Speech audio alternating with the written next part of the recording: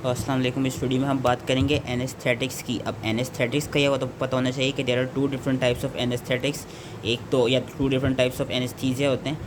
बल्कि एनेस्थेटिक्स ही general anaesthetics और लोकल एनेस्थेटिक्स। और जो जनरल एनेस्थेटिक्स हैं उसको हमने फिर फर्दर दो में डिवाइड किया हुआ है, इनहेलेशनल एनेस्थेटिक्स और जो वो एनेस्थेटिक्स जो जनरल में आते हैं, जो हम आईवी के तौर पे हम क्या कहते हैं, आईवी के तौर पे देते हैं। अब होता है कि एनेस्थीसिया पहले होता है कि general anaesthesia it's basically defined as a reversible state of central nervous system depression which causes loss of response to and perception of stimuli. And याद रखने के जो जनरल एनेस्थीसिया होता है इसकी 3 स्टेजेस होती हैं, इंडक्शन, मेंटेनेंस और रिकवरी। और ये तीनों याद रखनी होगी। जो इंडक्शन होती है, इंडक्शन ये होती है कि बेसिकली अभी मैंने कहा कि जो जनरल एनेस्थीसिया है वो बेसिकली रिवर्सिबल स्टेट होती है सीएनएस डिप्रेशन की। तो इंडक्शन ये होती है कि it is basically a time कि जब आप कोई भी ड्रग वेदर इनहेलेशनल या थ्रू आईवी के थ्रू एडमिनिस्टर करें and the amount of time it takes for it to reach the CNS system and cause depression of the CNS system, that is known as induction. कि induction is the time from administration of a potent anaesthetic to development of unconsciousness. अब maintenance क्या होती है? Maintenance as the name suggest, maintenance basically ये होती है कि आपने अब वो जो एनेस्थीसिया क्या कहते हैं अब जो शुरू हो गया, जो अनकॉन्शियसनेस अब शुरू कर दिया, अब उसको आपने जितने भी टाइम के लिए depending upon the surgery maintain रखना है, तो उसको हम मेंटेनेंस में मेंटेन रख रहे होंगे कि maintenance is the sustained period of general anaesthesia. और ये याद रखना है कि जो मेंटेनेंस होती है हम यूजली जो अभी हम आगे पढ़ेंगे कि जो इनहेलेशनल एनेस्थेटिक्स होते हैं हमारे, जो इनहेलेशन होती है यही हमारे मेंटेनेंस के लिए दिए जाते हैं, वेरस जो हमारे आईवी वाले एनेस्थेटिक्स होते हैं वो हम इंडक्शन के लिए देते हैं। अब होता है कि रिकवरी क्या होती है? रिकवरी बेसिकली इंडक्शन का ऑपोजिट होती है। इंडक्शन में हम induction was the time for the drug to reach the CNS system. Recovery is basically the time for it to come to diffuse out of the brain. Recovery starts with the discontinuation of anesthetic and continues until the return of consciousness and protective reflexes. Recovery में basically ये होती है कि बंदा अपनी वापस normal state में आ जाता है। कि इंडक्शन ऑफ एनेस्थीसिया जिस तरह मैंने अभी बताया depends on how fast effective concentration of anaesthetic reach the brain, whereas recovery is essentially the reverse of induction and depends on how fast the anaesthetic diffuses from the brain. अब कुछ इन्होंने points लिखे हुए हैं induction, maintenance और recovery के।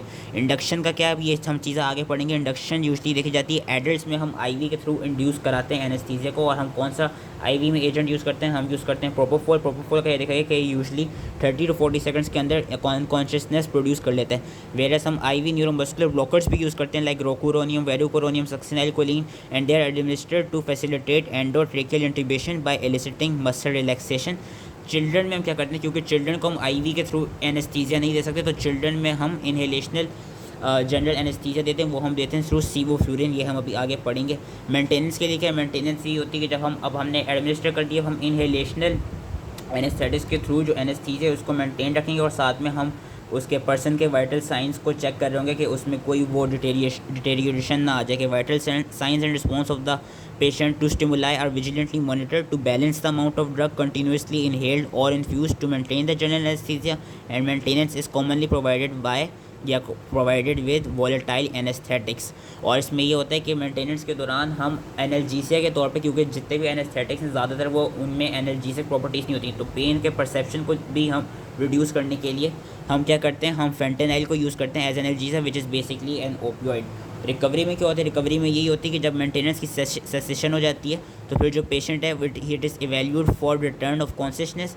और recovery कैसे होती है? रिकवरी हम आगे और पढ़ेंगे। रिकवरी या तो ये हो सकती है कि जो ड्रग है वो बेसिकली सीएनएस से रिडिस्ट्रीब्यूट होकर बॉडी के कहीं और टिश्यू में जाके क्या कहते हैं प्रेजेंट हो गया, या जो हमने ड्रग इंड्यूस कराया था उसकी वो हो गई है, उसकी मेटाबॉलिज्म हो गई है, जिसके थ्रू वो उसकी जो कॉन्सेंट्रेशन है वो कम हो गई है सीएनएस में, और फिर जो पेशेंट है वो वापस अपनी नॉर्मल अपनी कॉन्शियसनेस रिगेन कर चुका है।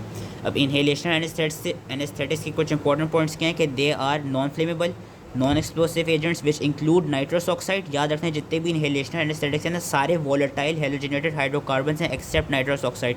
नाइट्रस ऑक्साइड को भी इनहेलेशनल एनेस्थेटिक माना जाता है, लेकिन nitrous oxide is not volatile. Nitrous oxide के अलावा जितने हम अभी आगे पढ़ेंगे, isoflurane, desflurane, sevoflurane, these 3 are volatile halogenated hydrocarbon and these agents decrease cerebrovascular resistance resulting in increased brain perfusion, and they also cause bronchodilation but also decrease both respiratory drive and hypoxic pulmonary vasoconstriction। अब एक condition आती है जिसको हम कहते हैं minimum alveolar concentration. Minimum alveolar concentration से ही basically potency define होती है आपके इनहेलेशनल एनेस्थेटिक्स की। ये देखा गया कि जिन ड्रग्स की मिनिमम एल्वियोलर कॉन्सेंट्रेशन होती है, it is basically that concentration of your inhalational anaesthetic जिसमें 50% पेशेंट्स में एक तरफ से उनकी जो मूवमेंट्स हैं वो लॉस हो जाएं।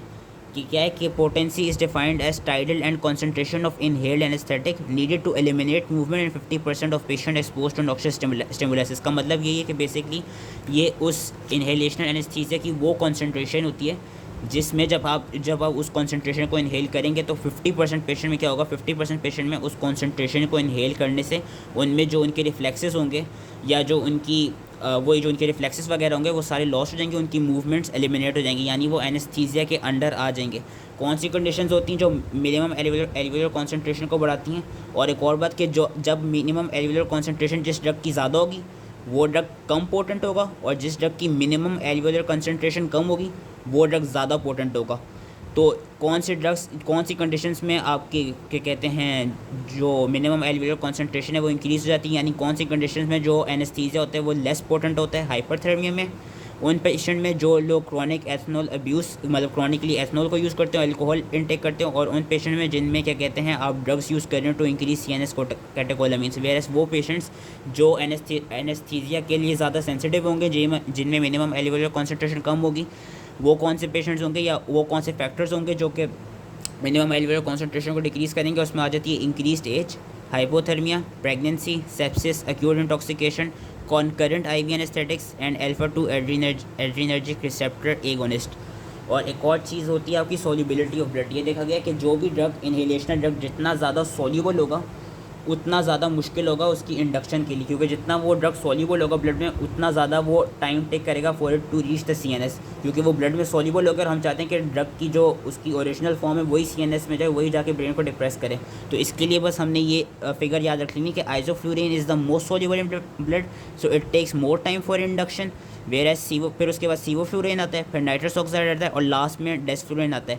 ये उनकी इंडक्शन के लिहाज से दिखाया हुआ है। इवन तो हम इनहेलेशनल को इंडक्शन के तौर पे कभी कभार यूज़ करते हैं, सिर्फ सीवोफ्लूरिन को इंडक्शन के लिए यूज़ किया जाता है, लेकिन इसमें इन्होंने वैसे बताया हुआ है कि जो ज़्यादा सोल्यूबल होंगे, बस इसमें याद रखने के जो एनेस्थेटिक ज़्यादा सोल्यूबल होंगे ब्लड में, दे विल टेक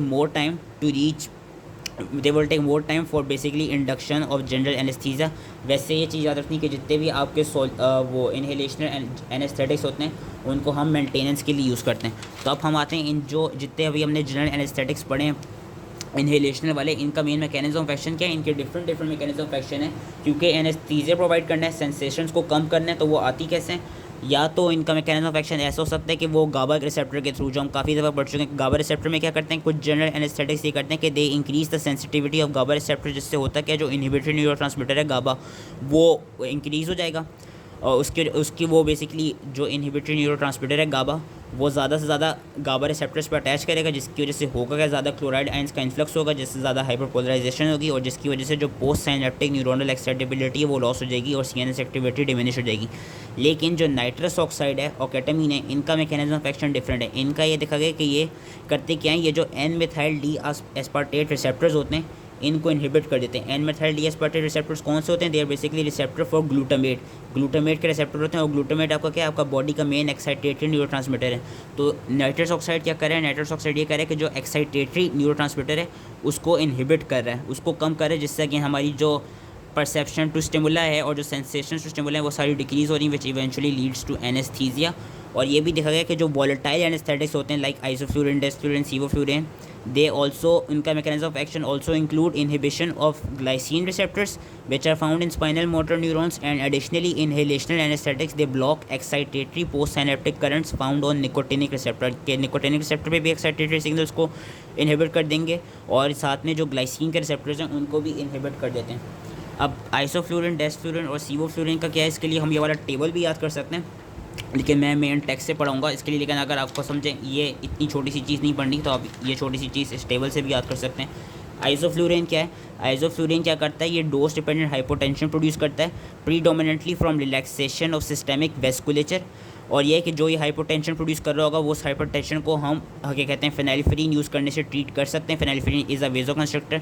ये देखा गया है कि जो इसका वो है आइसोफ्लूरिन है, ये कोई लिवर और किडनी में टॉक्सिसिटी प्रोड्यूस नहीं करता है, लेकिन आइसोफ्लूरिन की पंजेंट ओडर होती है, बहुत गंदी सी स्मेल होती है, जिसकी वजह से होता है कि पेशेंट में रेस्पिरेटरी रिफ्लेक्सेस स्टिमुलेट हो जाते हैं, like breath holding, salivation, coughing और लेरेंजोस्पेज़म। और इसी कंडीशन की वजह से, इसी पंजेंट ओडर की वजह से हम आइसोफ्लुरेन को इन्हेलेशन इंडक्शन के लिए यूज़ नहीं करते, हम इसको मेंटेनेंस के लिए यूज़ करते हैं। वो जो मैंने शुरू में 3 प्रॉपर्टीज़ बताई थी जो याद रखनी है, इंडक्शन, मेंटेनेंस और रिकवरी। आइसोफ्लुरेन को इंडक्शन के लिए इसलिए यूज़ नहीं करते क्योंकि इसके पास पंजेंट ओडर होती है विच स्टिमुलेट्स रेस्पिरेटरी रिफ्लेक्सेस। इसका ये देखा गया, अभी हमने पीछे पढ़ा था कि इसकी हाईएस्ट ब्लड सोल्युबिलिटी है। तो आइसोफ्लुरेन करता क्या है कि isoflurane is less ideal for short procedures, लेकिन इसकी सिंस कॉस्ट कम होती है, सस्ता होता है मार्केट में, इसलिए इसको लॉन्गर सर्जरीज में, वो सर्जरीज जो ज़्यादा टाइम टेक करती हैं, उनमें यूज़ किया जाता है आइसोफ्लुरेन को फॉर मेंटेनेंस। डेस्फ्लुरेन का क्या है? डेस्फ्लुरेन ये कि it provides rapid onset and recovery, क्योंकि इसकी लोवेस्ट ब्लड सोल्युबिलिटी थी। और डेस्फ्लुरेन का ये देखा गया कि डेस्फ्लुरेन में भी जस्ट लाइक आइसोफ्लुरेन ये भी रेस्पिरेटरी इरिटेशन कराता है। तो जस्ट लाइक आइसोफ्लुरेन, डेस्फ्लुरेन भी हम उसके लिए इन्हेलेशन इंडक्शन के लिए यूज़ नहीं करते। और डेस्फ्लुरेन भी जस्ट लाइक आइसोफ्लुरेन करता है क्या कि डेस्फ्लुरेन भी कोई ना लिवर पे ना किडनी पे कोई वो टॉक्सिसिटी प्रोड्यूस करते, कोई प्रोड्यूस नहीं करता।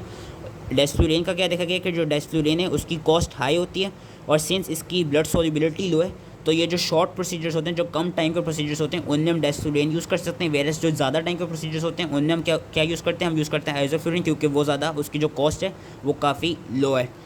अब लास्ट में हमारा आ जाता है सेवोफ्लुरेन। सेवोफ्लुरेन की क्या है? सेवोफ्लुरेन की, अच्छा, जो हमने शुरू में 2 पढ़े थे, हमने पढ़ा था कि इनकी जो वो थी रेस्पिरेटरी इरिटेशन थी, इसको स्टिमुलेट कर रहे थे। सेवोफ्लुरेन क्या करता है? इट हैज़ लो पंजेंसी और it doesn't stimulate respiratory irritation. इसीलिए हम सेवोफ्लुरेन को यूज़ करते हैं इंडक्शन के लिए, किस में? चिल्ड्रन में, जो पीडियाट्रिक पेशेंट्स होते हैं उनमें हम सेवोफ्लुरेन को यूज़ करते हैं, क्योंकि हम पीडियाट्रिक पेशेंट्स को आईवी के थ्रू एनेस्थीसिया नहीं दे सकते। और इसका ये देखा गया कि इसकी भी रैपिड ऑनसेट और रिकवरी होती है due to low blood solubility. बस इसमें एक चीज़ याद रखनी है, वो ये है कि ये किडनीज़ में टॉक्सिसिटी प्रोड्यूस कर सकता है। ये दो कोई टॉक्सिसिटीज़ प्रोड्यूस नहीं कर रहे थे लिवर और किडनीज़ में। जो सेवोफ्लुरेन है वो नेफ्रोटॉक्सिक होता है, तो ये बस एक सेवोफ्लुरेन का याद रखना था। उसके बाद हम अपनी जो लास्ट इनहेलेशनल हमारा एजेंट है वो है nitrous oxide. Nitrous oxide is also known as laughing gas. ये करती क्या है? ये नॉन इरिटेटिंग पोटेंट सेडेटिव है which is unable to create a state of general anaesthesia. इसको ज़्यादातर हम क्या कहते हैं 30 to 50% कॉन्सेंट्रेशन में यूज़ करते हैं, और हम इसको ऑक्सीजन के साथ कंबाइन करके देते हैं to create moderate sensation, particularly in dentistry. और इसको हम ऑक्सीजन के साथ कंबाइन करके इसलिए देते हैं क्योंकि ये जनरल एनेस्थीसिया की वो कंडीशन एक तो मेंटेन नहीं रख सकती, दूसरा हम इसका भी आगे क्या कहते हैं इसी पैराग्राफ में पढ़ेंगे हम इसको, बल्कि मैं एंड नहीं बताऊंगा इसका, और साथ साथ बता देता हूँ कि जो नाइट्रस ऑक्साइड है, नाइट्रस ऑक्साइड का ये देखा गया है कि it does not depress respiration and it maintains cardiovascular haemodynamics as well as muscular strength. Nitrous oxide का ये देखा गया कि जब हम डिफरेंट वॉलेटाइल एनेस्थेटिक्स के, वॉलेटाइल जो इनहेलेशनल एनेस्थेटिक्स थे, जब उसके साथ हम देंगे नाइट्रस ऑक्साइड को कंबाइन करेंगे, तो वो जो जनरल एनेस्थीसिया की कंडीशन थी वो फॉर्म हो जाएगी। लेकिन नाइट्रस ऑक्साइड का ये देखा गया कि it is poorly soluble in blood and it is move very rapidly in and out of the body. और ये है कि जब कोई क्लोज बॉडी कंपार्टमेंट होगा वहाँ पे नाइट्रस ऑक्साइड क्या कर सकती है? ये वॉल्यूम को इंक्रीज़ कर सकती है विच विल एक्सेसरबेट न्यूमोथोरैक्स, और ये प्रेशर को इंक्रीज़ कर सकती है जिससे हमारे पास साइनस की कंडीशन ज़्यादा एक्सेसरबेट हो जाएगी। और ये देखा गया कि जो वो नाइट्रस ऑक्साइड होती है, सिंस उसकी जो मूवमेंट की स्पीड है वो इतनी ज़्यादा होती है कि वो करती क्या है कि जो speed of movement allows the nitrous oxide to retard oxygen uptake during recovery, thereby it causes diffusion hypoxia. इस कंडीशन की वजह से हम करते क्या, नाइट्रस ऑक्साइड को हम ऑक्सीजन के साथ कंबाइन करके देते हैं, क्योंकि अगर हम नाइट्रस ऑक्साइड को अकेला दे देंगे तो उससे होगा ये कि नाइट्रस ऑक्साइड आपकी बॉडी में ज़्यादा रैपिडली मूव करती रहेगी और डिफरेंट कंपार्टमेंट्स में जाके जमा होती रहेगी, जिसकी वजह से आपकी फिर बॉडी में जब इवन रिकवरी का भी जब टाइम आएगा तो जो हमारे बॉडी के सेल्स होंगे, जो टिश्यूज़ होंगे, वो ऑक्सीजन को सही से टेकअप कर नहीं पाएंगे, जिसकी वजह से एक कंडीशन हो जाएगी जिसका नाम क्या है, जिसका नाम है डिफ्यूजन हाइपोक्सिया। फिर एक कंडीशन होती है which is known as malignant hyperthermia. Malignant hyperthermia क्या है? मैलिग्नेंट हाइपरथर्मिया उन पेशेंट्स में होता है, वो ससेप्टेबल पेशेंट्स जो क्या कहते हैं जिनमें हम इनहेलेशनल एनेस्थेटिक्स यूज़ कर रहे हो, और वो एंड क्या कहते हैं उनमें होता कैसे, by exposure to halogenated hydrocarbon anaesthetics which are your inhalational anaesthetics. और वो जो ससेप्टेबल पेशेंट्स हैं उनमें ये जो मैलिग्नेंट हाइपरथर्मिया कंडीशन कॉज हो जाती है। इस कंडीशन में बेसिकली होता क्या है, मैलिग्नेंट हाइपरथर्मिया एक रियल लाइफ थ्रेटनिंग कंडीशन है। इसमें ये देखा गया कि इसमें आपकी जो स्केलेटल मसल का ऑक्सीडेटिव मेटाबॉलिज्म है वो अनकंट्रोलेबली इंक्रीज़ कर जाता है। अब जब मसल्स का जो मेटाबॉलिज्म है वो जब अनकंट्रोलेबली इंक्रीज़ करता है तो उससे होता क्या है, ज़्यादा से ज़्यादा हीट प्रोडक्शन होती है, और साथ ही जो आपकी बॉडी की ऑक्सीजन की सप्लाई है और जो कार्बन डाइऑक्साइड का रिमूवल वाला सिस्टम है वो डिटेरियोरेट हो जाता है। उसकी वजह से होता है क्या, your body it eventually leads to circulatory collapse and death. कि जो malignant hyperthermia it causes drastic and uncontrolled increase in skeletal muscle oxidative metabolism, overwhelming the body's capacity to supply oxygen, remove CO2 and regulate temperature, which eventually leads to circulatory collapse and death. And constipation ज़्यादा prone होते हैं या ज़्यादा susceptible होते हैं burn के victims, those individuals who have muscular dystrophy, who have myopathy, who have myotonia, who have osteogenesis imperfecta. And जो susceptibility to malignant hyperthermia it is often inherited as an autosomal dominant disorder. और ये देखा है कि इसको treat करने के लिए हम कौन सा वो देखते हैं। अच्छा, जब भी हम देखेंगे कि जब हम इनहेलेशनल एनेस्थेटिक दे रहे हैं किसी पेशेंट को और उस पेशेंट में ये वाले साइन एंड सिम्टम्स आने लगें, यानी कि वो पेशेंट को हम जब हम सस्पेक्ट करेंगे कि उस पेशेंट को मैलिग्नेंट हाइपरथर्मिया में, तो उस पेशेंट में हम क्या करेंगे, उस पेशेंट में सबसे पहले एक तो हम ये जो इनहेलेशनल एनेस्थेटिक्स है जिसको हम मेंटेनेंस के तौर पे दे रहे थे उनको रुकवाएंगे। उनको रुकवाने के बाद हम उन पेशेंट्स को एक ड्रग देंगे जिसका नाम है डेंट्रोलिन। डेंट्रोलिन क्या करेगा कि डेंट्रोलिन बेसिकली डेंट्रोलिन का मैकेनिज्म ऑफ एक्शन है कि it blocks the release of calcium from sarcoplasmic reticulum of muscle cells which reduces heat production and then it eventually relaxes the muscle tone. ये हो गए हमारे सारे यहाँ तक जो इनहेलेशनल एनेस्थेटिक्स थे जनरल एनेस्थीसिया की हेडिंग के अंदर। अब हम पढ़ेंगे इंट्रावीनस एनेस्थेटिक्स। इंट्रावीनस एनेस्थेटिक्स का ये देखा गया कि जो इंट्रावीनस एनेस्थेटिक्स होते हैं दे कॉज रैपिड इंडक्शन और उनको हम इंडक्शन के लिए यूज़ करते हैं। और जो इनकी इंडक्शन होती है इट यूजली ओकर्स विदिन क्या कहते हैं विदिन 1 मिनट या इवन लेस देन 1 मिनट। और ये कि वो एनेस्थीसिया को इंड्यूस करने के लिए ये दिए जाते हैं। वेरस मेंटेनेंस को हम यूज़ करने एनेस्थीसिया की मेंटेनेंस के लिए हम देते हैं कौन से, हम इनहेलेशनल एजेंट्स देते हैं।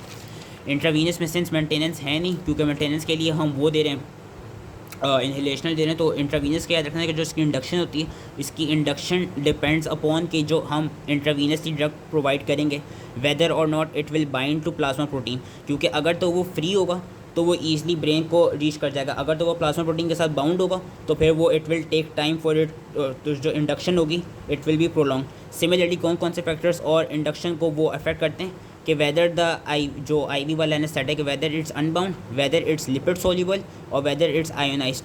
अगर तो नॉन आयोनाइज्ड होगा, लिपिड सोल्यूबल होगा, अनबाउंड होगा तो वो क्विकली ब्रेन के पास चला जाएगा और क्विकली इंडक्शन करा देगा। रिकवरी कैसे होती है, रिकवरी ऐसी ही होती है कि जो जब वो CNS में चला जाता है फिर CNS से वो जो डिफरेंट बॉडी के कंपार्टमेंट है, सबसे पहले तो वो जो वेसल रिच टिश्यूज़ हैं जिस तरह ब्रेन हो गया, आपका लंग हो गई, पहले वहाँ जाएगा। फिर वहाँ से वो जो डिफरेंट टिश्यू कंपार्टमेंट हैं जिस तरह स्केलेटल मसल हो गए वहाँ पर डिफ्यूज़ होगा। और उसके डिफ्यूज़ होने से होगा कि जब वो ब्रेन से निकल रहा होगा और मसल में जा रहा होगा तो ब्रेन से हमारी वो जो CNS डिप्रेशन हुई थी वो रिवर्स हो जाएगी और बंदे को कॉन्शियसनेस आने लगेगी। और सिमिलरली रिकवरी और कैसे होती है, एक तो इस कंडीशन के थ्रू होती है, दूसरा रिकवरी ऐसे होती है कि जब जो हमने IV के थ्रू ड्रग दिया है उसका मेटाबॉलिज्म शुरू हो जाए। तो अब हम IV के ड्रग्स पढ़ते हैं। IV के ड्रग्स में सबसे इंपॉर्टेंट इज़ प्रोपोफोल जो कि एडल्ट्स में दिया जाता है as a sedative and its use for induction and sometimes for maintenance of anaesthesia. It is poorly water soluble और तो it is supplied as an emulsion containing soybean oil and egg phospholipid giving it a milk like appearance. इसकी जो onset है वो देखी जाती है कि ये विदिन 30 to 40 सेकेंड्स करता गया एनेस्थीसिया प्रोड्यूस कर लेता है, इंडक्शन करा देता है और जिसके प्लाज्मा लेवल्स हैं वो रैपिडली डिक्लाइन करने लग जाते हैं क्योंकि जो इसकी वो होती है रीडिस्ट्रीब्यूशन होती है वो भी काफ़ी जल्दी हो रही होती है और जो फिर इसका मेटाबॉलिज्म होता है वो भी फिर काफ़ी जल्दी शुरू हो जाता है। इसका ये देखा गया कि जो इसकी रीडिस्ट्रीब्यूशन की हाफ लाइफ है वो है अराउंड 2 to 4 मिनट्स। इसके एक्शंस क्या हैं कि एक तो नंबर 1 CNS को डिप्रेस करेगा, उसके अलावा करता है क्या कि ये एक एक्साइटेटरी फिनोमेना कराता है जिसमें पेशेंट में होगा क्या, पेशेंट में मसल ट्विचिंग होगी, स्पॉन्टेनियस मूवमेंट्स हो रही होंगी लाइक यॉर्निंग एंड हिकअप्स आ रहे होंगे और जिस साइड पर हम इंजेक्ट करेंगे उस साइड पर ट्रांजिएंट पेन मिलेगा। प्रोपोफोल करता है कि it decreases blood pressure without significantly decreasing myocardium and it also reduces intracranial pressure by decreasing cerebral blood flow and oxygen consumption. और इसका ये देखा गया कि जब हम प्रोपोफोल देते हैं तो प्रोपोफोल के साथ हमने प्रोपोफोल तो क्योंकि एनेस्थीसिया के लिए दे रहे हैं, एनाल्जेसिया के लिए हम प्रोपोफोल के साथ क्या देते हैं, हम कोई ओपियोइड या कोई नारकोटिक्स हम यूजली देते हैं। फिर आपके आ जाते हैं बारबिटुरेट्स।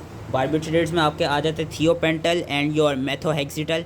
इन दोनों का क्या है, जो थियोपेंटल है it is ultra short acting barbiturate with high lipid solubility, ये भी पोटेंट है लेकिन ये भी वीकली एनाल्जेसिक है जस्ट लाइक प्रोपोफोल।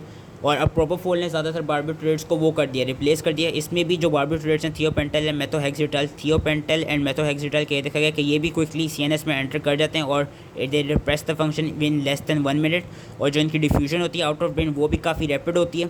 और जो ये वाले ड्रग्स होते हैं वो ये वाले ड्रग्स ज़्यादातर बॉडी में for a longer period of time रहते हैं, इसलिए आपके जो प्रोपोफोल ने उसने इनको रिप्लेस कर दिया। और बार्बिट्रेट्स का ये भी देखा गया कि just like propofol they also reduce intracranial pressure by decreasing oxygen consumption and by reducing blood flow. And barbiturates करते क्या, बार्बिट्रेट्स ये करते हैं कि they also tend to decrease blood pressure which may cause a reflex tachycardia. फिर हमारे पास आते हैं बेंजोडाइजेपिन्स। मैंने बेंजोडाइजेपिन्स की वीडियो में भी पढ़ाया था कि जो बेंजोडाइजेपिन्स होते हैं जिसमें सबसे इंपॉर्टेंट है मिडाज़ोलैम, ये हम सेडेटिव के तौर पे देते हैं क्योंकि इनकी कोई एनेस्थेटिक प्रॉपर्टीज़ नहीं होती, तो ये हम सेडेटिव के तौर पे और हम एमनीजिया के तौर पे देते हैं। और बेंजोडाइजेपिन्स क्या देखा है कि ये एंटीलोगेट एमनीजिया कंडीशन कराते थे कि जिसमें जो पेशेंट होगा वो अपनी शॉर्ट टर्म मेमोरी भूल जाएगा और लॉन्ग टर्म मेमोरी को याद रखेगा, तो इसलिए बेंजोडाइजेपिन्स काफ़ी एडवांटेजेस होते हैं। और जो सबसे इंपॉर्टेंट बेंजोडाइजेपिन हम यूज़ करते हैं वो है मिडाज़ोलैम, लेकिन हम डायज़ेपिम और लोराज़ेपिम को भी एज अ अल्टरनेटिव यूज़ कर सकते हैं और उनका मैकेनिज्म ऑफ एक्शन हमें पता है, उसको मैं रिपीट नहीं करूँगा कि वो गाबा को किस तरह गाबा रिसेप्टर्स को एक्टिवेट करके गाबा की ज़्यादा प्रोडक्शन का गाबा की ज़्यादा वो करा रहे थे, बाइंडिंग करा रहे थे उसके रिसेप्टर के साथ। और इसमें आगे फिर यही लिखा हुआ है जो सब मैंने बता दिया कि they have minimal cardiovascular depressing effect, they are all potential respiratory depressant and they can induce a temporary form of anterogate amnesia। फिर हमारे पास ओपियोइड्स आ जाते हैं। ओपियोइड्स हम इसलिए देते हैं ताकि एनाल्जेसिया मिले। ओपियोइड्स को कोई एनेस्थीसिया में वैसे कोई काम नहीं है, उनका क्या कहते हैं काम है एनाल्जेसिया में to provide loss of perception of pain. उसमें हम कौन से ओपियोइड्स यूज़ करते हैं, हम यूज़ करते हैं फेंटेनाइल जो कि मोस्ट इंपॉर्टेंट है, उसके अलावा हम सुफेंटेनिल और रेमीफेंटेनिल भी यूज़ कर सकते हैं। और ये देखा गया कि जो इनके एडवर्स इफेक्ट्स हैं those are hypotension, respiratory depression, nausea और वॉमिटिंग। फिर हमारे पास आता है एटोमीडिएट। एटोमीडिएट क्या है कि it is N also anaesthetic जिसके पास एनाल्जेसिक एक्टिविटी कोई नहीं होती, ये भी इसकी जो water solubility just like propofol वो भी पुअर है, तो उसको भी हम जस्ट लाइक प्रोपोफोल इसको हम किस तरह देते हैं, इसको हम देते हैं फॉर्मुलेशन के थ्रू में by formulating with propylene glycol solution. इसकी इंडक्शन भी रैपिड होती है और ये ड्रग भी शॉर्ट एक्टिंग है। और इसका बेनिफिट ये है इस ड्रग को यूज़ करने का, एटोमीडिएट का बेनिफिट ये है कि जो एटोमीडिएट होता है इट हैज़ लिटिल और no effect on heart and systemic vascular resistance, जिसकी वजह से it is usually only use for patients with cardiovascular dysfunction और patients who are acutely critically ill. इसके जो एडवर्स इफेक्ट्स हैं वो ये कि तो इंजेक्टेड साइड पे पेन प्रोड्यूस करेगा, involuntary skeletal muscle movements produce करता है, नोजिया करता है, वॉमिटिंग करता है। और साथ में जो इसका एक और एडवर्स इफेक्ट है वो ये कि ये करता क्या है, जो एटोमीडिएट है it basically inhibits 11 beta hydroxylase. अब 11 बीटा हाइड्रोक्सिलेज क्या है, it is an enzyme which is involved in steroidogenesis. जब इसको इनहिबिट कर देगा तो उसकी वजह से होगा क्या, उसकी वजह से होगा ये कि जो आपकी प्लाज्मा होगी, प्लाज्मा में कोर्टिसोल और एल्डोस्टेरोन की जो कॉन्सेंट्रेशन होगी वो डिक्रीज़ हो जाएगी। फिर हमारे पास आता है, सबसे पहले मैं पढ़ा देता हूँ डेक्समेडेटोमिडीन। डेक्समेडेटोमिडीन का बस याद रखना है कि ये भी सेडेटिव है, ये हम इंटेंसिव केयर सेटिंग्स और सर्जरी में यूज़ करते हैं एज ए एनेस्थेटिक। और इसकी क्या क्या प्रॉपर्टीज़ हैं कि ये सेडेटिव भी है, एनाल्जेसिक भी है, सिम्पैथेटिक भी है एंड एंजियोलिटिक इफेक्ट्स भी इसके देखे गए हैं। फिर हमारे पास जो इम्पोर्टेंट, अब ये जो लास्ट ड्रग है हमारा उसका जनरल एनेस्थीसिया में आईवी का, वो है केटामीन। केटामीन इज़ वेरी इंपॉर्टेंट बिकॉज एक तो उसका मैकेनिज्म ऑफ एक्शन डिफरेंट है, वो ये है कि ये करता है कि ये जो NMDA रिसेप्टर थे उनका वो था, उनका इनहिबिटर था, शॉर्ट एक्टिंग NMDA रिसेप्टर का और N-मेथाइल डीएस्पार्टेट रिसेप्टर्स का। दूसरा, केटामीन के पास एनेस्थेटिक प्रॉपर्टीज़ भी होती हैं और इसके पास एनाल्जेसिक प्रॉपर्टीज़ भी होती हैं कि ये जो वो पेन की परसेप्शन है उसको भी डिक्रीज़ कर सकता है। साथ में केटामीन करता क्या है कि ये it stimulates central sympathetic outflow causing stimulation of heart with increase blood pressure and increase cardiac output and it is also potent bronchodilator. And इन्हीं तीन चीज़ों की वजह से जो केटामीन है it is also beneficial in patients with hypovolaemic और cardiogenic shocks and as well as those patients जिनको एस्मा हो, जिन पेशेंट्स को एस्मा हो, हाइपोवोलीमिक शॉक हो, कार्डियोजेनिक शॉक हो, उन पेशेंट्स पे भी हम केटामीन यूज़ कर सकते हैं। केटामीन का जो एडवर्स इफेक्ट है वो यही देखा गया कि जो केटामीन है it can cause hallucinations in young adults. और जो ये केटामीन होता है it is also lipophilic and it also enters the brain very quickly, और जो इसकी डिस्ट्रीब्यूशन होती है वो भी काफ़ी क्विकली हो जाती है। फिर हमारे पास न्यूरोमस्कुलर ब्लॉकर्स आ जाते हैं। न्यूरोमस्कुलर ब्लॉकर्स में बस हमने उनके नाम याद रखने जो कि रोकुरोनियम, वेरुकोरोनियम, सक्सेनाइक्लिन, साइसेट्रैकुरियम है। और मैकेनिज्म ऑफ एक्शन इनका हमें पता है कि ये करते हैं, ये जो निकोटिनिक एसिटाइलकोलिन रिसेप्टर्स होते हैं on the skeletal muscle cell membrane उनकी ब्लॉकेज करा देते हैं। लास्टली जो इस चैप्टर में लास्ट है, जो सेकंड हेडिंग थी वो है लोकल एनेस्थेटिक्स। लोकल एनेस्थेटिक्स का क्या, लोकल एनेस्थेटिक्स दो तरह के होते हैं, एमाइड फॉर्म के और एस्टर फॉर्म के। जो लोकल एनेस्थेटिक्स होते हैं उनमें बेसिकली एक लाइपोफिलिक ग्रुप होती है, वो लाइपोफिलिक ग्रुप या तो एमाइड के साथ ज्वाइन हुई होगी या एस्टर्स के साथ ज्वाइन हुई हुई होगी, और फिर वो जो एमाइड और एस्टर की ग्रुप होगी वो फिर फर्दर हाइड्रोफिलिक ग्रुप के साथ कंबाइन हुई हुई होगी।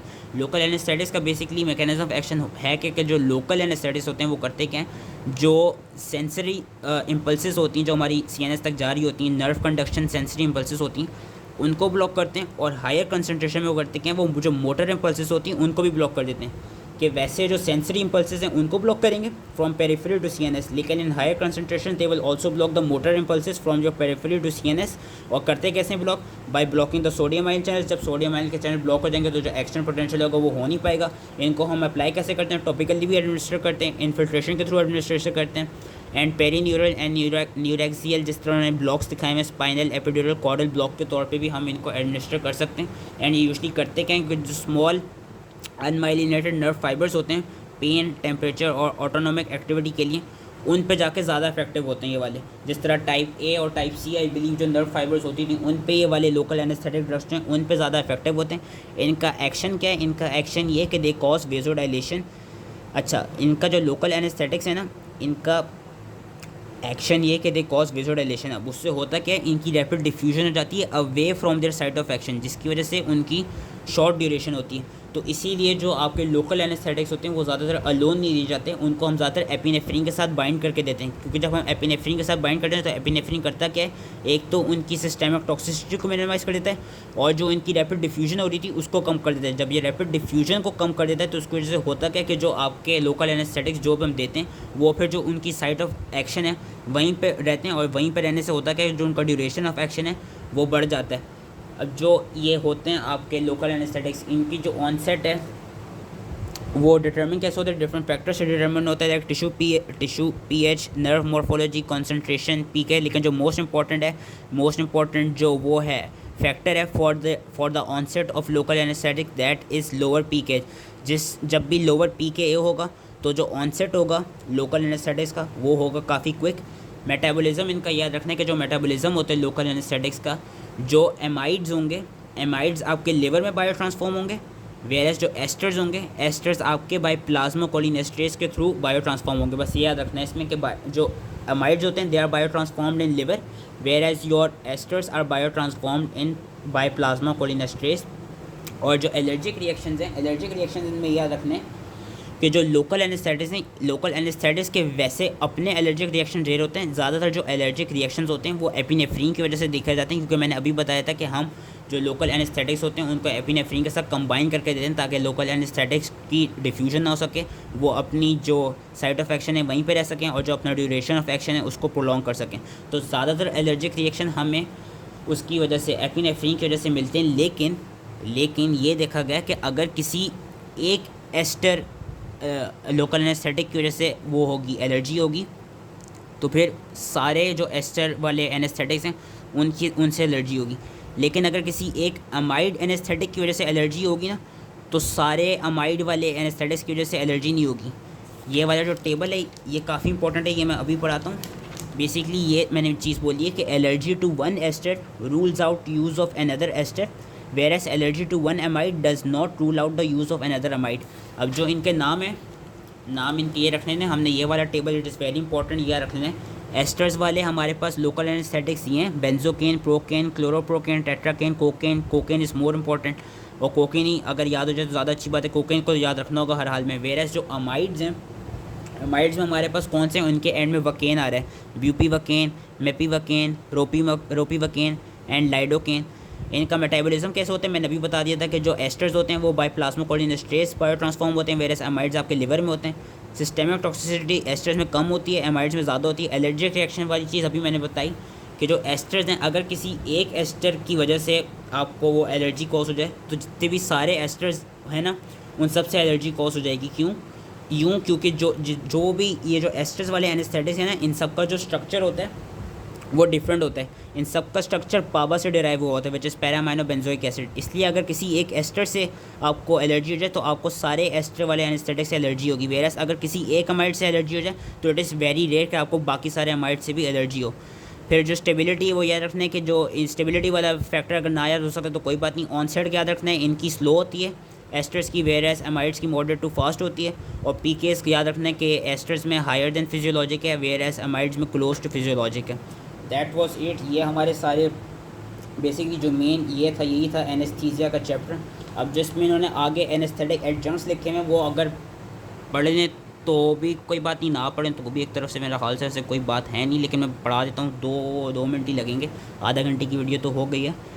एडजंक्ट्स ये कि हम कुछ ड्रग्स एनेस्थेटिक्स के साथ देते हैं। जिस तरह अगर कोई ऐसा पेशेंट हो जो कोई अपनी जीआई ट्रैक्ट की सर्जरी कराना आया हो, या उन्होंने एग्जांपल ली हुई है कि कोई प्रेग्नेंट फीमेल है वो सी सेक्शन के लिए आई हुई है, तो उन पेशेंट्स में, ताकि उन पेशेंट्स को जीआई डिस्ट्रप्शन ना हो सके, हम उन पेशेंट्स में एनेस्थीसिया के साथ क्या क्या देते हैं। हम उन्हें एस्ट्रो रिसेप्टर एंटागनिस्ट देते हैं लाइक रेनिटिडीन, हम उन्हें प्रोटॉन पंप इनहिबिटर देते हैं लाइक ओमिप्राजोल, हम उन्हें साथ में क्या कहते हैं एंटासिड्स देते हैं like sodium citrate, citric acid, occasionally to quickly increase the pH of stomach contents या to reduce gastric acidity in events of aspiration. और कभी कभी ऐसा होता है कि सर्जरी के बाद आपको पेशेंट को post operative nausea vomiting produce होने लग जाती है, तो उन पेशेंट्स में हम कौन सी ड्रग्स दे सकते हैं। अच्छा, वो कौन से पेशेंट्स हैं जिनको पोस्ट ऑपरेटिव नोजिया वॉमिटिंग हो सकती है। वो पेशेंट ज़्यादातर फीमेल जेंडर की, नॉन स्मोकर्स, दोज पेशेंट्स जिनमें वोलेटाइल या nitrous acid as a anaesthetic use किया गया हो। ड्यूरेशन ऑफ सर्जरी पर डिपेंड करता है और पोस्ट ऑपरेटिव नार्कोटिक यूज़ पर डिपेंड करता है। जिन पेशेंट्स को देर इज़ अ चांस कि उन पेशेंट में आफ्टर ऑपरेशन नोजिया वॉमिटिंग शुरू हो जाए, तो उस पोस्ट ऑपरेटिव नोजिया वॉमिटिंग की कंडीशन को ख़त्म करने के लिए हम एनेस्थीसिया के साथ क्या देते हैं, हम after surgery five hydroxytryptamine receptor antagonist देते हैं like ondansetron, whereas before surgery हम ग्लूकोकॉर्टिकॉइड्स देते हैं like dexamethasone to reduce post operating nausea vomiting. हम कभी कभी क्या देते हैं, हम कभी कभी एंटीकोलिनर्जिक और anti histamine drugs like promethazine भी दे सकते हैं। हम कभी कभी स्कोपोलामीन भी दे सकते हैं टू क्या कहते हैं बिफोर द ऑपरेशन। और हम कभी कभी न्यूरोकाइनिन 1 एंटागनिस्ट एरापिटेंट भी दे सकते हैं to reduce postoperative nausea vomiting. इसके अलावा जब भी कोई बंदा सर्जरी के लिए जा रहा होता है तो ऑब्वियसली उसको थोड़ी बहुत एंजाइटी होती है, तो हम एनेस्थेटिक के साथ एंजाइटी को रिलीव करने के लिए भी हम कुछ मेडिकेशन देते हैं, जिसमें most important are your benzodiazepines which is your midazolam, क्योंकि बेंजोडाइजेपिन्स का ये देखा गया कि वो एंटीडोगेट एमनीसिया कराती है। तो जब कभी कभी ऐसा भी होता है कि सर्जरी के बाद अगर आपने उसको बेंजोडाइजेपिन दियो पेशेंट को, तो पेशेंट को याद ही नहीं होगा कि उसकी सर्जरी भी हुई है, क्योंकि बेंजोडाइजेपिन करती हैं वो एंटीडोगेट एमनीसिया कॉज करा लेती हैं। उसके अलावा भी हम अल्फा-2 एगोनिस्ट भी दे सकते हैं, हम H1 रिसेप्टर एंटागनिस्ट भी दे सकते हैं। एंड जो लास्ट आपकी आ जाती है, लास्ट में हमारे पास एनाल्जेसिक्स आते हैं, जिसमें हमारे पास एनसेड्स होते हैं एंड ओपियोइड्स होते हैं। और एनाल्जेसिक्स हम क्यों देते हैं, ताकि जो परसेप्शन ऑफ पेन है वो एनेस्थीसिया के साथ जो परसेप्शन ऑफ पेन है वो भी डिक्रीज़ हो जाए। So that was all related to anaesthetics. I hope ये ईजिली समझ में आ गया। उसके जो शुरू के 5 पेजेस थे, जो कि ये वाली जो सारी कहानी लिखी थी वो मैंने इसलिए नहीं कराई क्योंकि वो इम्पोर्टेंट है नहीं। तो आई होप ईजिली समझ में आ गया एंड थैंक यू।